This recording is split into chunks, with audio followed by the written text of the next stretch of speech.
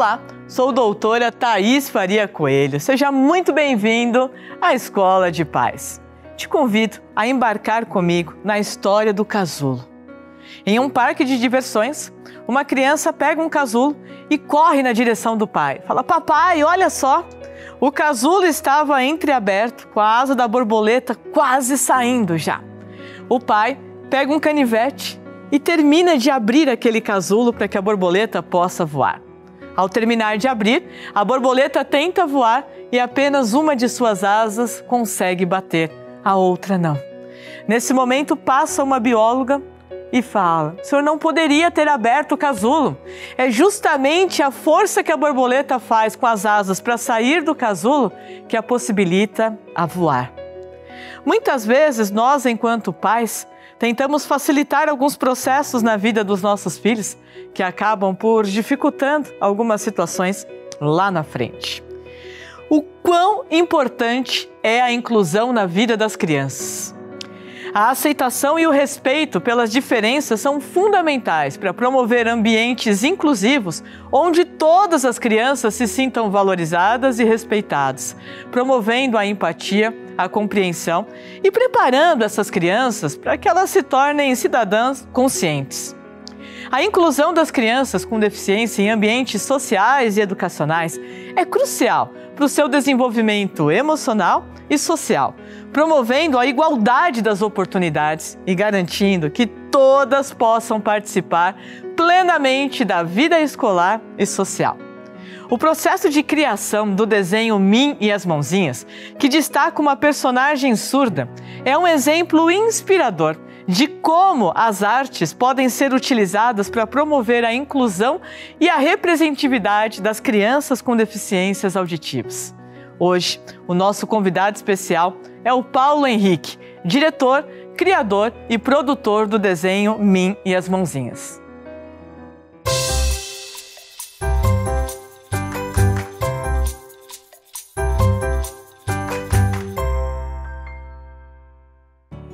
Paulo Henrique, seja muito bem-vindo. Que honra ter você aqui. Muito obrigado pelo convite. Olha, sinta-se em casa. Eu tenho certeza, assim, que você que está em casa vai adorar esse nosso bate-papo.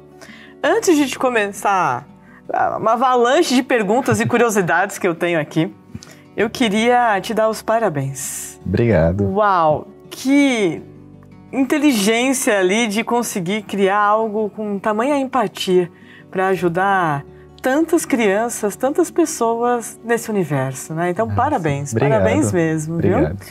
Eu vou começar já com uma curiosidade pessoal minha. Aonde que você buscou inspiração para isso? Alguém na família, alguma situação que você passou? Afinal, Mim é o primeiro desenho animado em Libras, né? Sim, o primeiro desenho animado em Libras. Então o pessoal me pergunta muito se eu tenho alguém surdo na família para poder ter criado um desenho que é todo em Libras, né? O pessoal fala muito da questão da empatia, né? Um desenho voltado 100% para o surdo. Eu não tenho ninguém na família. Eu até estava meio perdido na cultura surda aí, na questão da Libras, mas foi uma situação do cotidiano que abriu meus olhos, que eu estava numa mesa de jantar e na minha frente tinha uma pessoa que era surda e tinha um sal que eu precisava, que eu queria, né? Eu falei, e agora? O que eu vou fazer? Uau! Uma situação cotidiana. A gente não para pensar, né? Nesses detalhes assim. Eu falei, e agora? Como eu vou chamar a atenção dela? E se eu chamar a atenção dela, como eu falo que eu preciso do sal? Exato. Aí eu precisei da ajuda da irmã dela para poder fazer essa ponte. Aí eu falei, olha só, uma pessoa brasileira ali na minha frente, eu não consigo me comunicar com ela. Aí eu vi a falha na educação e eu falei, por trabalhar com crianças, e como criança absorve uma segunda língua, um segundo idioma muito mais fácil, muito rápido, eu vou fazer alguma coisa para elas. É até para começar ela crescer com essa visão de empatia, para essa visão de sociedade, de que o surdo existe, né? Que ele está ali, o que eu posso fazer para ajudar. E Paulo, você vem já com participações em grandes momentos aí, de Turma da Mônica, Show da Luna, Sítio do Pica-Pau Amarelo. Sim, eu adoro... Uma boa trajetória ali. Sim, eu adoro desenho animado, sempre assisto e trabalho com desenho animado, né? Então participei desses projetos ótimos que também me deram toda a base para poder criar o Minhas Mãozinhas. Conta um pouquinho para nós quais os principais cuidados para criar as minhas mãozinhas? Como eu acredito que você aprendeu a mergulhar nesse universo. Sim. Né? Então conta um pouquinho pra gente. Quando eu comecei assim, eu tava perdido. Eu falei, quero fazer um desenho animado para o público surdo. Como eu vou fazer? Vai ter intérprete, vai ser todo em libras, vai ter alguém ali do lado que ela vai sinalizar, ele vai falar o que tá fazendo. Eram muitas opções. Sim. Então, sentei, pesquisei, mergulhei mesmo no mundo do público surdo. E aí eu cheguei com uma proposta, né? E todos os cuidados que eu falei, tá, primeiro eu quero fazer um desenho todo em libras, porque tem que ser para o surdo, então tem que ser em libras. Um outro cuidado é de não colocar intérprete, porque você vai ver no nosso desenho não tem legenda nem intérprete, para mostrar o surdo como uma pessoa funcional, porque uma pessoa independente. Sim. Então ele não tem intérprete ali. A mim, ela se faz entender pelo contexto, por repetição. Então, fiz essa proposta, cheguei pro pessoal que entende mesmo, né, que foram os intérpretes, os professores surdos, que me deram uma ajuda enorme nisso. Eu falei, e aí, essa é a minha proposta, o que vocês acham? Nossa. Eu fiz o primeiro pedacinho do episódio, e aí eles falaram, é isso aí, tem que ser assim. Eu imagino, Paulo, que você deva ter inúmeras histórias nessa trajetória aí. Sim. A reação das crianças vendo um desenho feito, onde elas se sintam realmente acolhidas ali, né? Nossa. Tem algum caso que te marcou muito para contar pra gente, assim? Olha, tem 2 casos, assim, que me marcaram, que eu levo sempre sempre vem à mente, assim. O primeiro foi na exibição, que depois de fazer o desenho, a gente tinha que mostrar para os críticos de verdade, as crianças, né? Ali eu bater o martelo mesmo. Né? Porque eu fiz tudo com uma base pedagógica, com os professores, com o aval deles. Mas e a criança, será que ela vai gostar? Então a gente juntou num teatro ali, crianças surdas e ouvintes, todos no mesmo teatro, vendo o mesmo desenho, sem adaptação nenhuma. E aí foi onde tinha uma criança ali na frente que ela era surda. Certo. E essa criança, ela estava acostumada a assistir um desenho com a atenção dividida. Ela olhava para a tela e para a mãe. O que é normal, né? Olhar para o intérprete e olhar ali para... Ele esperava no desenho para a mãe... falou alguma coisa? A mãe fazia a sinalização. Sim. E ele voltava a assistir o desenho. E quando ele viu o nosso desenho, que subiu o sol, que todo episódio sobe o sol e faz bom dia. Uau! Aí a criança abriu o olho assim e falou... sentiu que era um desenho para ela. Então, ao invés dela fazer isso, ela sentou reto e assistiu só o desenho. Coisa mais linda, Paulo. Eu já fiquei emocionada, arrepiada aqui. E olha, eu vou trazer para você uma curiosidade da neurociência. Quando a gente dilata o olho, igual você falou, ela dilatou o olho, é a movimentação que o nosso cérebro faz através das pupilas para indicar que aquela informação foi registrada e salva em áreas emocionais importantes do cérebro. Sim. Então, quando você fala alguma coisa para o seu filho e ele dá essa dilatada, é sinal de que aquela informação foi registrada, foi salva ali no cérebro. Sim. E que delícia poder salvar uma informação dessa, né? Nossa, foi muito gratificante. E a outra situação, assim, foi em uma sala de aula, que uma professora mandou esse relato pra gente, que nosso desenho é muito usado em sala de aula. Sim. A professora levou o monitor, assim, para as crianças poderem assistir, e tinha uma criança surda, que ela queria mostrar o desenho para falar sobre inclusão, Sim. né? Que tinha uma criança surda na sala e a interação que ela tinha era mais com a intérprete dentro de sala de aula do que com as crianças, os alunos da mesma idade dele. Então ela era uma criança que estava ali, vamos colocar, inserida na sala de aula, mas ela não estava inclusa. Exato. O que é bem diferente. Exato, totalmente diferente. E aí quando ela passou o desenho, que as crianças viram sobre libras, elas começaram a fazer os sinais gato, elefante, mas ela tá aprendendo, então às vezes faz pro outro lado, faz elefante pra frente, assim. Aí a criança viu aquela ponte e falou, começou a corrigir, falou, gato, não é pra cá, é pra cá. E todas as crianças se voltaram para aquela criança surda. E ela se sentiu o centro das atenções e a professora falou que foi onde ele teve essa ponte para interagir mais com as crianças. Nossa, Paulo, que trabalho incrível. E puxando um gancho já nessa questão, você acha que a sociedade ela está 100% preparada para receber as crianças, adolescentes, adultos, idosos, surdos? Infelizmente não. É bem falho, tanto em sala de aula quanto na medicina, né? O médico não consegue se comunicar com o paciente. policiais, o serviço público também, tudo. Puxando a sua fala, é algo extremamente preocupante. Vocês já pensaram, meus amores, um médico, na hora de atender um paciente, né, ou um policial numa abordagem na rua, como agir? Deveria ser algo obrigatório em todas as graduações, ou até mesmo no ensino médio, já não precisava nem chegar na graduação. Né, onde um administrador de empresa saiba se comunicar, enfim, todos. Sim, porque o surdo ele acaba sendo deixado de lado, até perde oportunidade de emprego, porque o ambiente de trabalho não está pronto para ele, né? Você sabe, Paulo, que você me fez refletir sobre vários pontos, né? E um desses pontos, eu lendo e pesquisando sobre essa temática, vi a campainha do surdo. Sim. Aí a gente para pensar, né? Uma campainha de uma casa, para sinalizar um interfone, por exemplo. Como que o surdo faz? Explica aí pra gente. No nosso desenho, a gente sempre tem o cuidado de colocar a cultura surda ali. Então, como é o dia a dia do surdo? Então, quando a gente estava fazendo o primeiro episódio, que o esquilo chega ali na casa da árvore da Min, a professora surda, né, a Tatiane, ela chegou pra gente e falou: seria legal colocar aí a campainha do surdo. E mesmo eu tendo pesquisado, eu falei: como é a campainha do surdo? Ela falou: você aperta e as luzes do lugar da casa acendem. Sensacional, gente, acendem olha e apagam. Que sacada. Então, e aí a gente colocou ali, sendo mais uma fonte de representação. Nossa, que demais.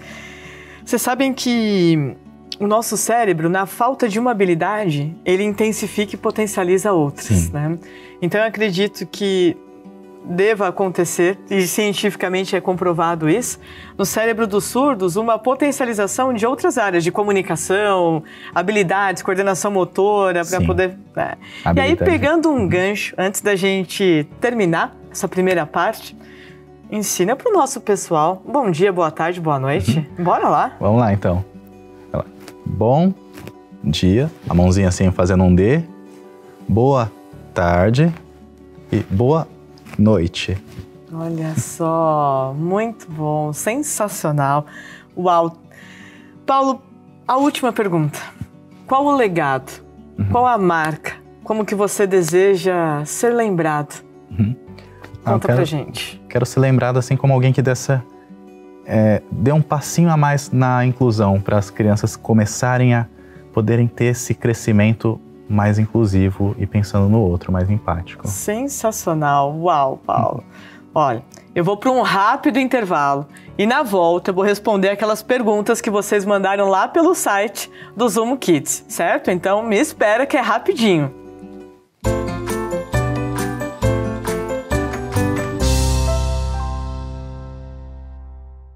Oi, Zumo Lovers! É sempre um prazer ter vocês com a gente! Tanta emoção que haja coração. Temos muito orgulho de sermos o único canal infantil com uma faixa super especial com desenhos inclusivos. Dedicamos 90% da nossa grade de programação para conteúdos brasileiros e de produtores independentes, procurando sempre investir e valorizar a produção nacional. Tcharam! Prontinho! Então você já sabe, por aqui a aventura, a cantoria e o aprendizado fazem parte do dia a dia. Seja bem-vindo! Você acabou de chegar no Zumo Kids!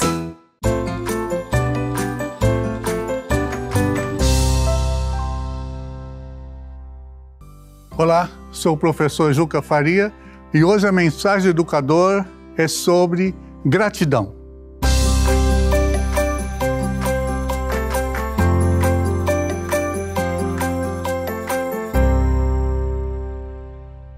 Um piloto de avião na Guerra do Vietnã, Charles Plumby, ele foi abatido e ficou preso por 6 longos anos naquelas cadeias na selva, até que ao término da guerra foi libertado numa troca de prisioneiros entre os Estados Unidos e o Vietnã.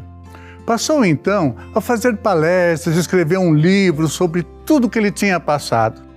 Um dia, almoçando num restaurante, um homem se aproximou e o saudou.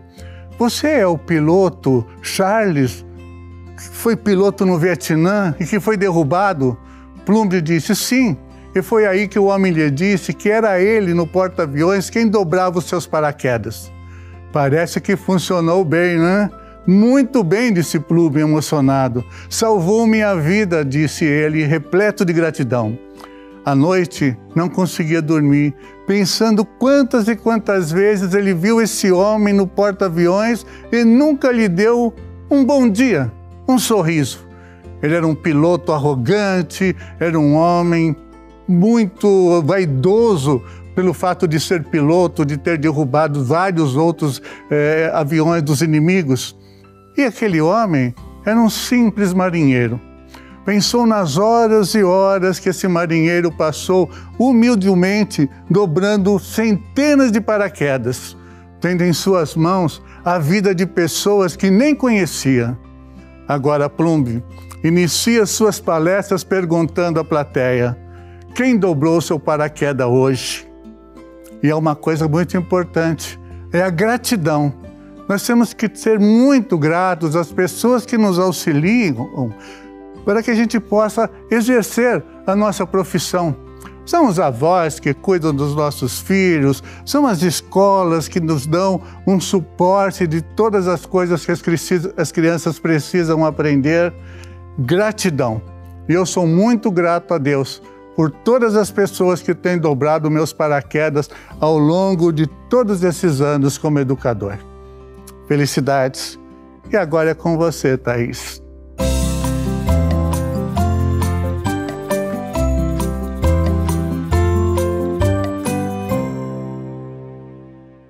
Sensacional essa mensagem, pai. Realmente nos emociona e nos faz refletir o quão importante é o poder da ação na nossa vida. Bom, agora chega aquele momento crucial de responder as perguntinhas que vocês mandaram no site da Zomo Kids. Vamos lá que eu vou selecionar algumas aqui. Micheline, de Volta Redonda, Rio de Janeiro. Como trabalhar controle inibitório em uma criança de 11 anos com transtorno do desenvolvimento da linguagem, TDL? Michele, minha linda, existem algumas maneiras de trabalharmos controle inibitório. O que é o controle inibitório? É saber parar, é saber se portar em determinadas situações, é saber escolher a melhor roupa para ir jantar, a melhor roupa para ir para a praia. E quando a gente trabalha com transtorno de desenvolvimento de linguagem, existem alguns jogos que podem ajudar em muito essa questão do controle inibitório. Jogos como Pula Pirata, lembra aquele jogo que você vai colocando as espadinhas e o pirata acaba por saltar? Jogos como Tapa Certo. O Tapa Certo é um jogo que era antigo e ele retoma agora com uma potencialidade muito grande de desenvolver essas áreas de controle inibitório. Abotoar roupas, fechar zippers, jogos como Morto e Vivo, Dança das Cadeiras, são excelentes para trabalhar com questões de controle inibitório. O mestre mandou, né? E aí você dá um comando e a criança tem que repetir aquele comando ou realizar aquela ação, tá bom? Próxima perguntinha. Gisele Aparecida dos Santos, de Suzano, São Paulo. Como construir um elo com a criança de forma que ela se sinta confortável em contar tudo como se fosse um amigo, sem perder o respeito de pai e mãe? Gisele, essa pergunta sua, ela é muito importante. E hoje em dia, a gente nota, né, Paulo, perder um pouco esse vínculo entre pais e filhos, que é muito importante. O primeiro ponto é conversar sobre o seu dia. Trazer o que aconteceu também no seu dia. Porque às vezes os pais tendem a realizar perguntas prontas. Deu tudo certo na escola? Foi tudo bem na escola? Comeu o lanche? Aonde o próprio filho já tende a responder sim, sim ou não. Não. Tudo beleza? Sim. Às vezes se já entra numa pré-adolescência, adolescência. Então, faça perguntas de forma que ele não consiga responder com sim ou com não. Isso vai favorecer tanto o desenvolvimento da linguagem, fazendo com que ele articule melhor as palavras, como também te contar realmente o que está acontecendo. Um outro ponto é, não reprima. Por exemplo, eu quero que você conte tudo para a mamãe. Aí ele chega em casa e fala: Paulo, hoje o Gustavo não quis me emprestar o lápis dele, a caneta dele, e eu bati no Gustavo. Aí você dá aquele grito. Pronto, ele nunca mais vai te contar nada. Sim. Por mais que é errado o que ele fez, existem formas de você mostrar para ele. Oh, poxa vida, mas você poderia ter emprestado o lápis, a caneta para o Gustavo. Da próxima vez empresta, que às vezes ele não tem e precisa para fazer a lição dele. Então, o evitar reprimir, gritar ou colocar de castigo, frente a ele te contar algo que você também pediu. Esses combinados são importantes, né, Paulo? São muito importantes. Eu tenho um filho de 3 anos, Uau, o Ravi. Olha só! E isso aí que você falou agora de fazer essas perguntas abertas para ele, é algo que a minha esposa também é professora, então a gente, desde antes do nascimento dele, a gente combinou como a gente vai falar com ele. Então a gente tem esse momento de que ele chega da escola, todo mundo sentado à mesa ali e fala: como foi seu dia, mamãe? Como foi seu dia, Ravi? Como foi seu dia, papai? Sensacional. E aí ele fala, então ele já espera isso e já começa a vir dele. Ele fala: no meu dia eu fiz isso, isso e isso. E às vezes ele fala: hoje eu fui pra diretoria. Aí ele fica: eita, não era pra eu ter falado isso. Mas aí você vai conduzindo. Vai conduzindo. Então ele conta tudo. E um ponto importante que o Paulo muito bem colocou aqui é criar rapport. O que é rapport? É quando eu consigo adaptar a minha linguagem à idade do meu filho. Então, por exemplo, imagine um advogado que trabalhou o dia inteiro com aquelas palavras mais sofisticadas, chegar em casa e falar para o filho: olha, por obséquio, não vai entender. Então, adapte a linguagem à idade do seu filho. Né? Observe algumas palavras, algumas gírias de um filho, por exemplo, pré-adolescente, que está usando, coloca no seu vocabulário ali para criar e fomentar cada vez mais esse vínculo. Mais uma pergunta aqui, da Paloma Cunha, de Jandira, São Paulo. Olá, tudo bem? Minha filha tem 7 anos e está na 1ª série. Porém, na sua sala tem um aluno com dificuldade na fala, dificultando entender sua pronúncia, porém ele já foi encaminhado para fono. Como nós, que estamos ao redor, digo, a professora e amigos da sala, podemos ajudá-lo até que ele consiga passar por esse momento? Existe algum tipo de atividade lúdica que pode ser feita em sala, tanto em conjunto como separado, para ajudá-lo? Poderia nos enviar exemplos? Obrigada pela atenção, sucesso em sua carreira e que Deus abençoe a sua vida. Obrigada pelo carinho, Paloma. Existem muitos pontos importantes que você pode estar fazendo para desenvolver. O primeiro deles são exercícios de assoprar. A mesma musculatura da fala, são musculaturas que nós usamos na hora de assoprar um objeto, um catavento. Faz um circuito de massinha com ele, minhoquinha de massinha. Monta um circuito, pega uma bolinha de ping-pong, coloca ali e faz ele assoprar essa bolinha até chegar no final desse circuito. Isso vai ajudá-lo muito. Mas a gente tem aqui um super desenho para te indicar, que é minhas mãozinhas, poxa, que pode ajudá-lo ali. Sim. Com comunicações até que ele consiga desenvolver cada vez mais. É muito importante aproveitar essa oportunidade para desenvolver a empatia da sala toda. É importante o respeito, as diferenças. Às vezes a gente acaba por comparar, né? Vai na festa no final de semana e vê que o priminho já está falando: eu quero que meu filho fale então. O priminho já está andando, correndo. Eu quero que ele ande, corra. Não compare. Cada criança tem o tempo certo. Lembra da história do começo? É isso. A história do casulo. Lembra sempre dela, tá bom? Próxima pergunta, da Gisele, do Rio de Janeiro. Meu filho de 4 anos não fala direito e interage muito pouco. As professoras na escola estão cobrando muito isso de nós. Ficamos tristes com essas limitações dele. Será que meu filho tem algum problema específico? Gisele, para nós assim, é difícil falar sem conhecê-lo para valer. Mas uma coisa que eu posso te adiantar é que muitas vezes nós, enquanto pais, cometemos um erro por amor, que é o seguinte: o nosso filho aponta e a gente já vai falando o nome dos objetos, já vai pegar, apontou a água, você já pega a água e entrega para ele. Apontou o biscoito, já pega ali e coloca no prato. Sim. E isso impede que o nosso cérebro gosta de poupar energia, de desenvolver cada vez mais. Então, algo que você pode fazer é incentivar muito essa questão da fala. O apontou, força um pouquinho ali, né? O que a mamãe não está entendendo? O que é? É isso? É outro? Para que ele vá desenvolvendo essa questão. Sim. O contar histórias, né, Paulo, é algo que ajuda por demais ali. Cria um momento de contar histórias que isso também vai te ajudar bastante. Sim, eu faço bastante isso com meu filho Ah, quero aquilo ali. Mas o que é aquilo? Fala para mim. Ele tem que descrever um pouco para forçar essa comunicação, né? Perfeito, perfeito. Próxima pergunta, da Stephanie Pantoja, de Manaus. Minha filha tem 2 anos e ainda não fala nada. O que posso fazer para que ela venha falar algumas palavras? Stephanie, histórias, músicas, conversar, estimular. E quando ela começar a balbuciar algumas primeiras palavrinhas, faz uma festa. Pega, abraça, beija, liga pra avó, liga pro tio. Faz com que ela se sinta muito envolvida e ative no cérebro dela uma área importante que é chamada de sistema de recompensa. A última pergunta, da Raquel, do Rio de Janeiro. Olá, minha filha tem 3 anos e é super desenvolta e falante em casa. Mas quando está na rua comigo, ela não fica tão falante com outras pessoas. Chega até a se esconder atrás de mim. Não a forço para falar ou interagir com os outros. Peço apenas para ser educada e acenar. Não acho que seja timidez, pois as pessoas que encontramos e vemos diariamente. Como eu e o pai dela devemos agir. Beijos e obrigada.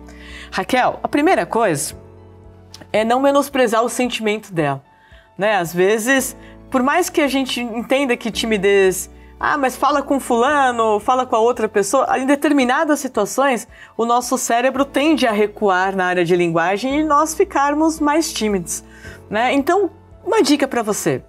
Quando ela se soltar e interagir, elogie muito essa atitude dela.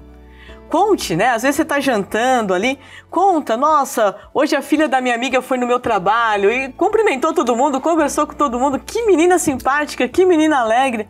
Contar histórias em terceira pessoa faz o nosso cérebro aceitar muito mais aquilo que a gente está ouvindo. Sim, né? A criança acaba querendo se assemelhar ali, isso, né? Se assemelhar ali, é muito bom isso. Paulo, eu queria agradecer a sua participação. Obrigado. Nossa, você abrilhantou o nosso programa. Eu queria que você deixasse todas as suas redes sociais, seus contatos aqui. Sim. Primeiro, obrigado. Eu que agradeço. E as minhas redes sociais tem YouTube, tem Minhas Mãozinhas. A gente está no Instagram também, Minhas Mãozinhas. Lá são os canais principais. Muito obrigado, que Deus continue te abençoando muito nessa trajetória linda sua, viu? Amém, obrigado. E para você que está aqui juntinho comigo, bora que vem o nosso mural de recados.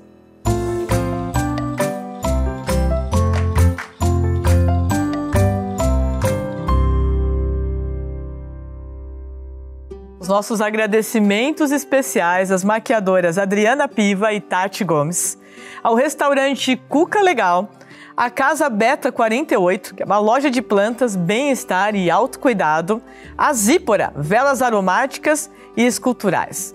Para você que ainda não mandou a sua pergunta, bora! Entra lá no nosso site, manda a sua pergunta que eu tô aqui para responder. Te espero nas minhas redes sociais no @ThaísNeurociência. Um grande beijo no seu coração, fica firme, fica forte e fica com Deus.